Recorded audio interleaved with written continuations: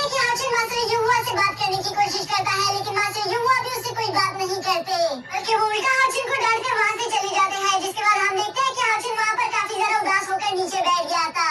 जिसके बाद हमें मास्टर युवा की लास्ट बात सुनाई देती है कि टैलेंट हमेशा इंसान को लूजर बना देता है। टैलेंट हमेशा इंसान को अकेला रहने पर मजबूर कर देता है। अगर दोस्तों यहाँ पर आप देखो तो हम ये कह सकते हैं कि मास्टर युवा काफी ज्यादा टैलेंटेड थे, और इसी वजह से हम ये बात भी देख सकते हैं कि मास्टर युवा सबसे अलग रहने की कोशिश करते हैं। और यहाँ पर ये सब बहुत ज्यादा हो चुका था, जिसकी वजह से मास्टर रोलान युवा की विनती करते हुए कहते हैं कि प्लीज तुम उसे एक मौका देकर तो देखो, मैं तुम्हें यकीन दिलवाता हूँ कि वो तुम्हें इम्प्रेस जरूर कर देगा। जिस पर मास्टर युवा आखिरकार मान जाते हैं। मास्टर रोलान से कहते हैं कि ठीक है, मैं तुम्हें सिर्फ एक ही मौका दूंगा, अगर उसने मुझे इम्प्रेस कर दिया तभी मैं उसे सिखाऊंगा, नहीं तो हम ये सब यही पर बंद कर देंगे।